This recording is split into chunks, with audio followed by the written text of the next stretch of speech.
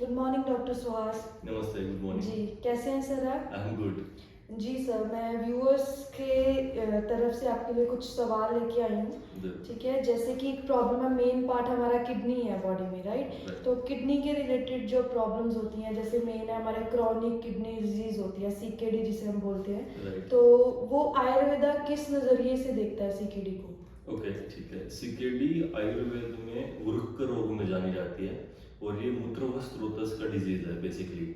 तो अगर हम थोड़ा सा कंसेप्चुअली देखा जाए तो आचार्य सुश्रुत ने रक्त और मेद के प्रसाद भाग से वृक्क की उत्पत्ति बताई है। आपको बेसिकली पता है कि किडनी का काम क्या है, वो आपका टॉक्सिन मटेरियल रिमूव करती है ब्लड से और यूरिन के फॉर्म में वो उसे बाहर निकाल देती है।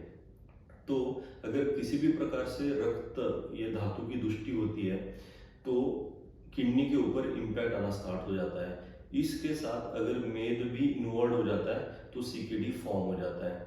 बेसिकली क्या होता है कि अगर रक्त और मेद ये दोनों एकत्रित होके इम्पैक्ट होने लगा या फिर इसका बॉडी पे इफेक्ट होने लगा तो बॉडी में एसिडोसिस फॉर्म होता है और रीनल डिजीजेस क्रिएट होना स्टार्ट हो जाती है। इसी प्रकार से अगर हम इसकी उत्पत्ति देखें, अगर सीकेडी की हम आयुर्वेद के पद्धति से किस प्रकार से उत्पत्ति होती है, मैं आपको शॉर्ट में बताता हूँ। बेसिकली क्या होता है, शरीर में मुख्य 3 दोष है, वात पित्त कफ दोष। इसमें सर जो वात दोष है वो वात दोष मूत्रवह स्रोतस में चला जाता है। जो मेन स्रोतस है ये मूत्रवह स्रोतस में जाने के बाद आपका रस धातु और रक्त धातु मतलब ब्लड और जो रस अन्न खाने के बाद उत्पन्न होने वाला रस धातु इसको इम्पैक्ट करता है, इसको इफेक्ट करता है। उसके वजह से आपका सीकेडी फॉर्म हो जाता है। इसे हम वृक्क रोग बोलते हैं। ठीक है, तो सर जैसे सीकेडी को ट्रीट कैसे करेंगे हम आयुर्वेद के अकॉर्डिंग? कैसे डायग्नोज कैसे करेंगे, उसका ट्रीटमेंट क्या है? देखिए, हालांकि अगर हम मूत्र की उत्पत्ति मतलब देखा जाए तो मूत्र की उत्पत्ति पक्वाशय में हमारे पेट में उत्पन्न होती है, ऐसे आयुर्वेद मानता है। तो अगर आपका पक्वाशय मतलब आपकी पाचन क्षमता भी एक बड़ा ही इफेक्टिव कॉज है सीकेडी उत्पन्न करने के लिए। तो अगर आपकी पाचन क्षमता में कुछ दुष्टि आती है वो भी एक सीकेडी का फॉर्मेशन है, मतलब सीकेडी उत्पन्न कर सकती है। अगर आपका रक्त ब्लड में कोई इम्प्यूरिटी आ रही है या फिर ब्लड की दुष्टि हो रही है तो भी वहाँ पे सीकेडी उत्पन्न होता है। और आपका मेद मतलब आपका फैट, इसमें भी कोई दुष्टि हो रही है या फिर उसमें दोष उत्पन्न हो रहे हैं तो भी आपकी सीकेडी वहाँ पे उत्पन्न होती है। और इस प्रकार से अगर हम इन तीनों को भी टैकल करते हैं, आप जानते होंगे कि जैसे सीकेडी के क्या कॉजेस है। बेसिकली ओबेज लोगों में सीकेडी बहुत ज़्यादा इम्पैक्ट करती है। जो मोटा व्यक्ति है, ओबेसिटी है, वजन जिनका बढ़ रहा है, जिनको डायबिटीज़ है, इन लोगों में सीकेडी, जिनको हाइपरटेंशन है, इनमें सीकेडी फॉर्म होने के चांसेस ज़्यादा है। जो व्यक्ति जंक फूड बहुत खाता है, बाहर का फ्राइड खाना, तला हुआ खाना या फिर नॉनवेज का प्रमाण अधिक है, जो व्यक्ति वारंवार अल्कोहल सेवन करता है, दारू का सेवन बहुत ज़्यादा करता है, इन व्यक्तियों में सीकेडी होने के चांसेस ज़्यादा है। लाइफस्टाइल आपका अगर व्यवस्थित नहीं है, ठीक नहीं है, तो सीकेडी फॉर्म होने के चांसेस अधिक और अधिक बढ़ते हैं। आयुर्वेद भी इसी तरीके से मानता है कि उष्ण तीक्ष्ण आहार, अभिसंधि आहार, इस प्रकार का अन्न खाने के बाद उस व्यक्ति को सीकेडी होने के चांसेस है।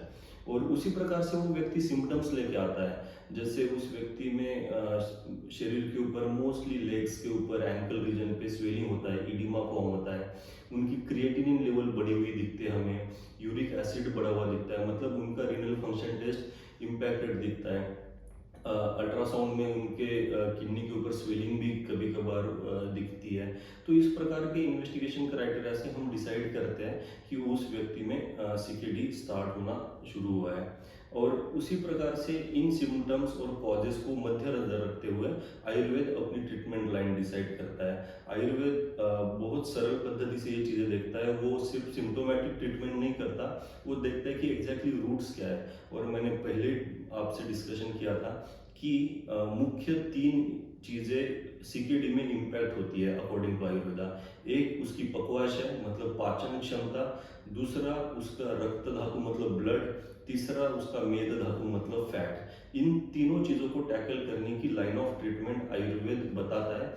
उससे ही सीकेडी ठीक होना स्टार्ट करता है। आयुर्वेद में कुछ हर्बल मेडिसिन्स हैं जो इन तीनों प्रकार की दुष्टियों में काम करती है। कुछ काढ़े हम इस्तेमाल करते हैं जो सीकेडी में बहुत ही ज़्यादा लाभदायक है। पंचकर्मा में जैसे मैं बताता हूँ आपको कि जैसे पक्वाशय इम्पैक्टेड है, हमने पहले डिस्कस किया था, उसका पेट, उसकी पाचन क्षमता इम्पैक्टेड है, उनमें बस्ती का बहुत अच्छा योगदान है। जैसे रक्त धातु उसमें दुष्टि हो रही है, ब्लड की दुष्टि हो रही है, उसमें रक्त मोक्षण का बहुत अच्छा योगदान है। एक यही पंचकर्मा के मुख्य दो पार्ट है। जैसे मेद है, उसका फैट इम्पैक्ट है, उसमें उद्वर्तन, बस्ती इत्यादि क्रियाएं पंचकर्मा इसमें बहुत अच्छा रिजल्ट दिलाती है। और हालांकि स्लोली स्लोली जो प्रोग्रेशन ऑफ सीकेडी है वो स्लोली स्लोली डाउन होना स्टार्ट हो जाता है और उस व्यक्ति में अच्छे रिजल्ट्स आना स्टार्ट हो जाता है।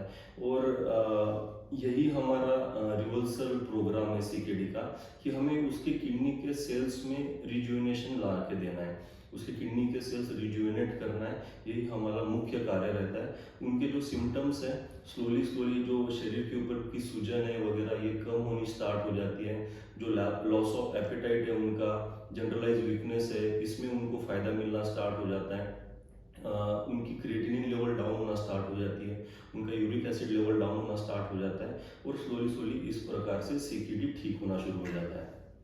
सर मेरा अगला सवाल आपसे ये है कि सीकेडी पेशेंट को कुछ स्पेसिफिक आयुर्वेदिक डाइट हम दे सकते हैं या कुछ लाइफस्टाइल में उसके चेंजेस कर सकते हैं हम? ओके, बेसिकली हम फिर से उसी कंसेप्ट पे आते हैं कि सीकेडी का फॉर्मेशन आयुर्वेद के अनुसार आपकी पचन शक्ति ठीक करने के वजह से भी है। मतलब अगर पचन शक्ति के ऊपर कुछ प्रकार किसी भी प्रकार का इम्पैक्ट हुआ आपका, तो भी सीकेडी उत्पन्न होने के चांसेस है। आपका रक्त मतलब ब्लड और आपका जो फैट है, मेद धातु है, उसके एबनॉर्मलिटी की वजह से हमें सीकेडी पेशेंट में दिख जाती है। उसी प्रकार से हम उनका डाइट डिसाइड करते हैं। बेसिकली आयुर्वेद बड़ा धातुओं के अनुसार डाइट रचन करता है या फिर डाइट प्रिस्क्राइब करता है। तो हम पेशेंट में जब सीकेडी का कोई भी पेशेंट आता है उसकी पचन क्षमता अच्छी करने के लिए उस प्रकार का डाइट उनको प्रिस्क्राइब करते हैं कि उनका अन्न एकदम लघु हो और सहज पचे, इस प्रकार का अल्पाहार उनको खाने के लिए बताते हैं।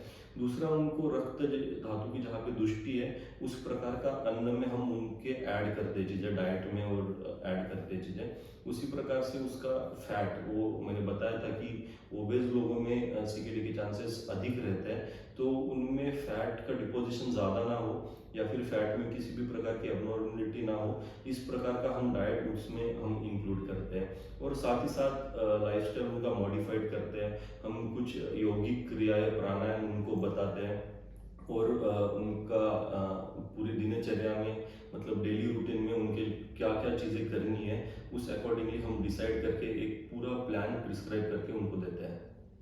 सर क्या आयुर्वेदा सीकेडी की प्रोग्रेशन को रोकता है और क्या हमें मदद करेगा इसके कॉम्प्लिकेशंस को प्रिवेंट करने में? डेफिनेटली आयुर्वेदा सीकेडी का प्रोग्रेशन रोकने में मदद करता है। जैसे कि उनकी इन्वेस्टिगेशन में आपका सीरम क्रिएटिनिन बढ़ा हुआ मिलेगा, यूरिक एसिड बढ़ा हुआ मिलेगा, बॉडी पे सिम्टम्स उसी प्रकार से दिखेंगे जो स्वेलिंग वगैरह है। इनमें जो हम हर्बल मेडिसिन उनको देंगे, जो आयुर्वेदिक मेडिसिन देंगे और साथ साथ जो पंचकर्मादि क्रिया करेंगे, उससे उनके सिम्टम्स डाउन होना स्टार्ट हो जाते हैं, उनकी इन्वेस्टिगेशंस में बदलाव आना स्टार्ट होता है और इससे उनका प्रोग्रेशन सीकेडी में अपने आप में सुधार आना स्टार्ट हो जाता है। और साथ ही साथ इस प्रकार से सुधार आते ही उनके जो कुछ भी आगे होने वाले भविष्य में कॉम्प्लिकेशंस है उनमें भी प्रिवेंट करने में हेल्प करती है। समहाउ हम कुछ नेचुरोपैथिक थेरेपीज भी इसमें इन्वॉल्व करते हैं सो दैट कि उनको किसी भी प्रकार का कॉम्प्लिकेशंस उत्पन्न ना हो और वो व्यक्ति सीकेडी का व्यक्ति फिट रहे। Thank you so much doctor Suhas अपनी नॉलेज हमारे साथ शेयर करने के लिए।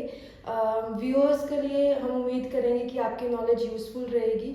और व्यूअर्स, अगर आपको हमारी वीडियो अच्छी लगी हो तो हमारे चैनल को सब्सक्राइब कीजिए, क्योंकि हम आने वाले टाइम में ऐसी ही यूज़फुल वीडियोस आपके लिए लेके आते रहेंगे।